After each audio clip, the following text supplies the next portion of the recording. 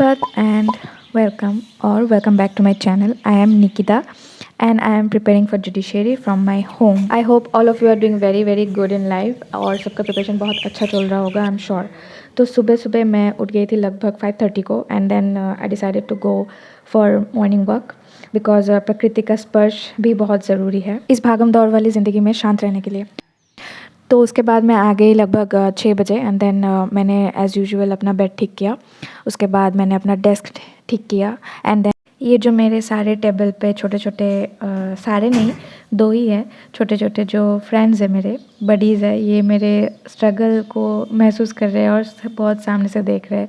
तो इन लोगों का भी, नॉट लोग बट इन दोनों का भी ख्याल रखना बहुत ज़रूरी है। ये भी सारे मेरे पौधे हैं, तो इन सबको मैंने पानी पहले पिलाया एंड देन मैंने अपने लिए बनाया हॉर्लिक्स। उसके बाद मैं बैठ गई सीधा डेस्क पे and then I was planning for the day how will I approach. मैंने डिसाइड किया BSA BNSS और करंट अफेयर्स जितना मुझसे हो पाएगा मैं कंप्लीट करूँगी।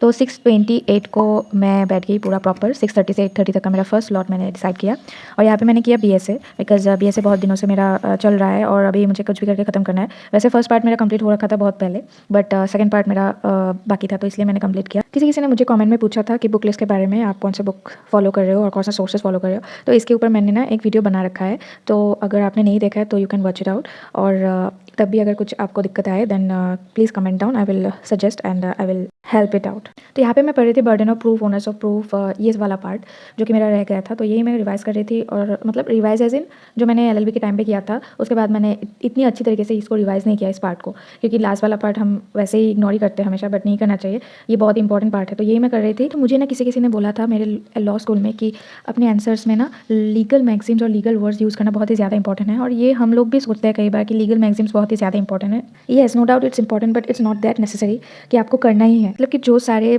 कॉमन मैगजीम्स हैं वही सारे आप ट्राई करो ऐड करना अपने आंसर्स में। Same as in case of case law, अगर केस लॉ बहुत ही ज़्यादा लैंडमार्क है और बहुत ही ज़्यादा इंपॉर्टेंट है तभी आप मेंशन करो उसे, और हो सके तो 2-3 लाइन में उसका जो वर्डिक्ट आया है, डिसीजन है, उसको आप डिस्क्राइब कर दो। हो सके तो कोशिश ये करना आप कि एग्जाम्पल्स जो है, इलस्ट्रेशंस जो है, वो सारे आंसर्स में रिफ्लेक्ट होना ज़रूरी है बिकॉज उससे समझ में आता है कि आप कितने दूर तक समझ पाए हो उस टॉपिक को। ठीक है, तो यही मैं ख़त्म किया मैंने 8:30 को लगभग एंड देन उसके बाद मेरा क्लास स्टार्ट हो चुका था 8 बजे से CPC का।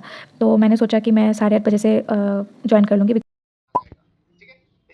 CPC ऑलरेडी मैंने कंप्लीट कर रखा है but CPC as we all know CPC is CPC, तो इसको रिवीजन करना बहुत ही ज़्यादा इंपॉर्टेंट है। जितना टाइम आप रिवीजन करोगे उतना ही अच्छा है आपके लिए। तो यहीं पे मैं ये वाला क्लास रिवीजन के तौर पे कर रही थी। So yeah it's a request, please do subscribe to my channel if you are watching this video till now and you are watching my videos from very long time and you have not subscribe yet. तो देरी किस बात की, शुभ काम में देरी क्यों, है ना। जाओ और फटाफट से सब्सक्राइब करो एंड कीप मोटिवेट। अराउंड 10:30 को मेरा क्लास खत्म हुआ एंड देन मैंने ब्रेकफास्ट किया, उसके बाद थोड़ा रेस्ट लिया और 11 बजे से 12:30 बजे तक मैंने नेक्स्ट स्लॉट रखा। यहाँ पे मैंने किया BNSS जो मेरा चल रहा था डेफिनेशन वाला पार्ट, तो वही मैंने खत्म किया। न्यू क्रिमिनल लॉज आने के बाद ना हम लोगों को यही प्रॉब्लम हो रहा है कि न्यू और ओल्ड दोनों याद करना पड़ रहा है, तो इसमें बहुत ही ज़्यादा दिक्कत हो रहा है। सी, जो सारे नए सेक्शंस ऐड हुए हैं, जो नए टॉपिक्स ऐड हुए हैं, वो तो कवर करना बहुत ही ज़्यादा मतलब ईजी है क्योंकि वो नए हैं, तो you can like remember this things easily. But the thing is जो एग्जिस्टिंग सेक्शंस में चेंजेस आए हैं, जैसे कि पनिशमेंट्स में कई जगह पे बढ़ गया है फाइन एंड देन इम्प्रिजनमेंट भी बढ़ गया है। उसके बाद जो लिमिटेशंस वगैरह है कि इतने दिनों में ये करना ज़रूरी है, इतने दिनों में ये सबमिट करना ज़रूरी है, सारी चीज़ याद रखना इंपॉर्टेंट है और मतलब डिफ़िकल्ट भी है। तो इसलिए हम इस प्रॉब्लम को भी सॉल्व कर सकते हैं अगर हम एक चार्ट बना लें। तो या तो अभी मैंने स्टार्ट किया 1 बजे से 3 बजे का स्लॉट, जहाँ पे मैंने कवर किया करंट अफेयर्स वगैरह, क्योंकि बहुत दिनों का गैप रहा है मेरे करंट अफेयर्स के मतलब कलेक्शंस में।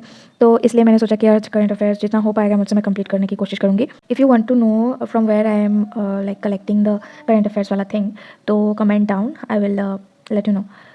तो यहाँ पे मैं अप्रैल और मार्च का कंप्लीट कर रही थी, एनी हाउ मुझे कंप्लीट करना था। और कमेंट में मुझे किसी ने पूछा था कि दी आप आंसर राइटिंग कैसे करते हो और आंसर राइटिंग हमें कैसे करना चाहिए। सी, आंसर राइटिंग का ऐसा कुछ हार्ड एंड फास्ट रूल नहीं होता है as we all know, but कुछ ऐसे प्रिंसिपल्स यू कैन फॉलो कि जब भी आप आंसर्स लिख रहे हो वो आंसर्स टू द पॉइंट होना बहुत ज़रूरी है। Like it should not be very lengthy, like जो भी आप लिख रहे हो वो बहुत प्रिसाइज होना ज़रूरी है। मतलब अननेसेसरी चीज़ें पुट करना आंसर्स में बहुत ही ज़्यादा बुरा इम्पैक्ट डालता है, तो इसलिए इस चीज़ का आप ध्यान रख सकते हो। एंड देन उसके बाद you can add legal words और अगर पॉसिबल है तो लीगल मैगजीन्स भी। और मैंने जैसे कि मैंने पहले भी बताया कि हो सके तो कोशिश करना इलास्ट्रेशंस वगैरह याद करने का और आंसर्स में रिफ्लेक्ट होना वो ज़रूरी है, ताकि उससे पता चल सकता है कि आप कितने ज़्यादा कितने दूर तक उस टॉपिक को समझ पाए हो।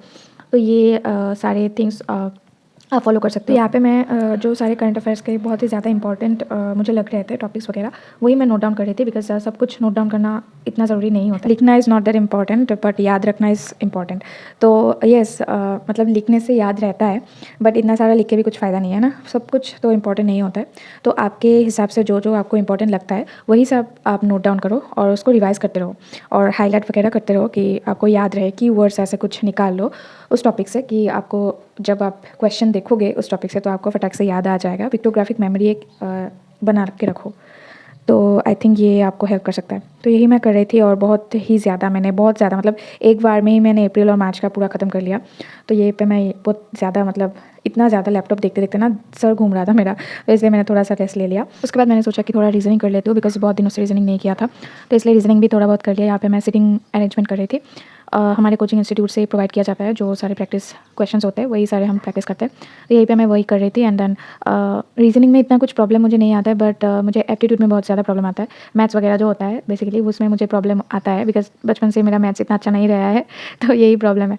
तो इसके बाद मैंने 2 लगातार टेस्ट दिया, एक एसएमएस का टेस्ट था और एक बीएनएसएस का टेस्ट था। तो टेस्ट मैंने सारे अटेम्प्ट किए, क्योंकि मेरा छूट गया था ये सारे टेस्ट, तो इसीलिए मैंने वो सारे अटेम्प्ट किए। So yeah that's it for today guys, thank you so much for watching. If you are watching till now then thank you so much. और सब्सक्राइब करना, लाइक भी करना, और या मिलते हैं नेक्स्ट ब्लॉग में। Bye bye, take care.